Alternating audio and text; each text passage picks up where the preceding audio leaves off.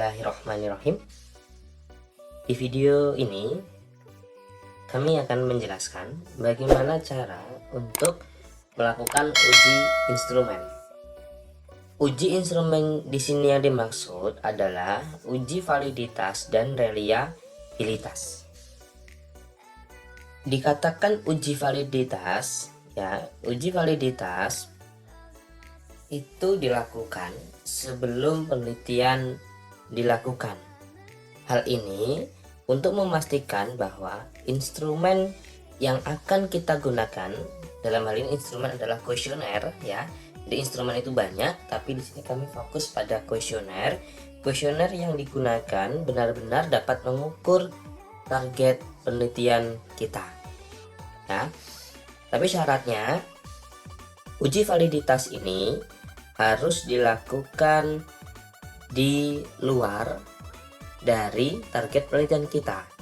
Misal kita penelitian di SD 1, akan penelitian di SD 1, maka kita harus menguji validitas di SD 2 Jadi saya ulangi, uji validitas digunakan untuk menilai apakah kuesioner yang akan kita gunakan itu dapat mengukur informasi atau mengukur data, mengambil data pada target penelitian kita. Itu yang namanya uji validitas. Baik, yang selanjutnya adalah uji reliabilitas. Uji reliabilitas adalah uji yang digunakan untuk mengukur apakah kuesioner yang kita punya itu dapat digunakan di penelitian yang lainnya, apakah dapat digunakan pada penelitian yang lainnya dengan kelompok yang sama atau dengan karakteristik yang sama, begitu Itu uji validitas dan reliabilitas. Baik, di sini kami akan mencoba untuk menguji validitas terlebih dahulu. Ini saya kasih contoh untuk contoh kuesionernya Nah, ini kuesionernya ada, ini kalau di buku saya itu ada 4 pertanyaan Skala yang sangat tidak setuju, tidak setuju, ragu-ragu, setuju, sangat setuju Ada 4 pertanyaan. Tapi nanti di SPSS yang saya gunakan ini nanti saya akan ada 15 pertanyaan. Jadi ada 15 pertanyaan untuk kuesioner dan responden saya di sini ada 30 30 responden. Baik, jadi untuk yang nomor 3 ini artinya ragu-ragu 4 ini setuju, 5 sangat setuju, kalau 1 sangat tidak setuju, kalau 2 tidak setuju, begitu Jadi ini adalah jawaban-jawaban dari kuesioner responden Jadi saya sebelumnya sudah menguji atau sudah datang mencoba untuk uji validitas dengan 30 responden. Baik, cara untuk uji validitas yakni kita klik analyze, klik scale, reliability analysis Oke, sebentar kita riset terlebih dahulu. Oke, kita ulangi Analyze, scale, reliability analysis. Ini silahkan kalian Ctrl A, pindahkan ke kanan, klik statistik, klik item, scale if deleted continue, setelah itu di OK. Baik, ini adalah hasil dari uji validitas kita lihat. Yang dilihat itu adalah di bagian corrected item total correlation Nah, angka ini nanti akan dibandingkan dengan nilai tabel. Nilai tabel itu seperti ini. Ya, ini nilai tabel. Nilai tabel. Nah, ini adalah nilai R table. Anda bisa nih di internet cari nilai tabel R gitu ya. Nanti akan dibandingkan antara nilai hasil hitung ini dibandingkan dengan nilai tabel yang ini. Kita mengambil yang 0,05 gitu ya. Kita fokus yang 0,05. Hasilnya nanti begini. Jika sebentar.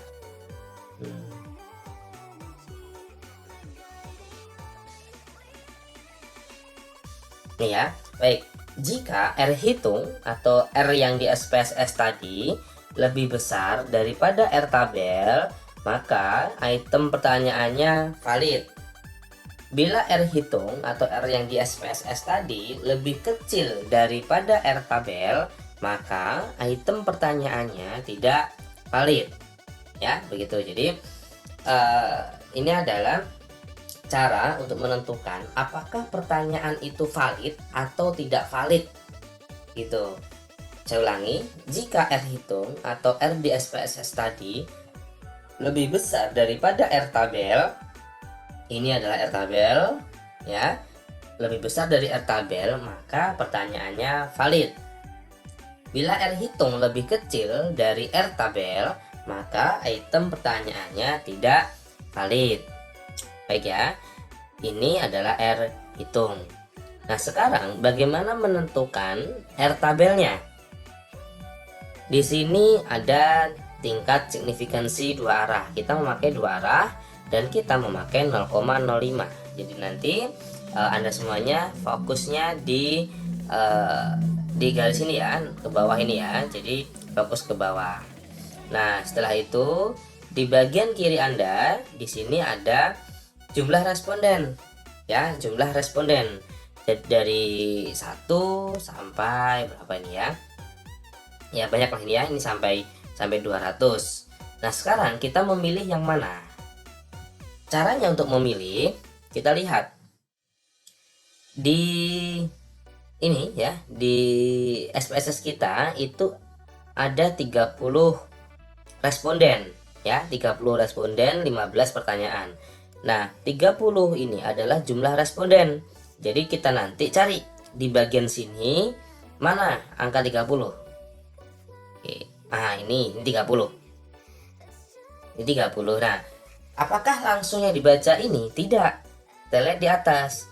Degree of freedom-nya N-min 2. Berarti 30 dikurangi 2 berarti 28. Berarti kita menggunakan yang ini. Ingat ya, kenapa ini? Karena dia 0,05 signifikansinya, atasnya ini 0,05. Jadi 3,610. Baik, sekarang ingat-ingat ya, 0,3610. Sekarang kita lihat di SPSS di bagian output ya.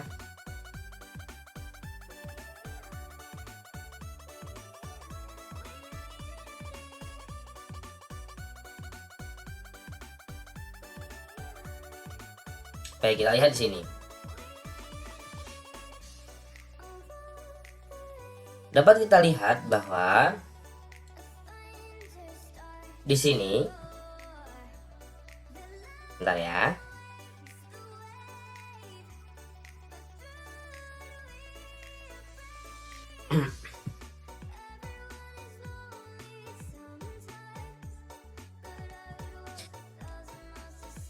Baik ya, dapat kita lihat di sini tadi kan 0,3610 ya. Kita lihat di sini yang lebih besar dari 3610 adalah 1 P4 ya.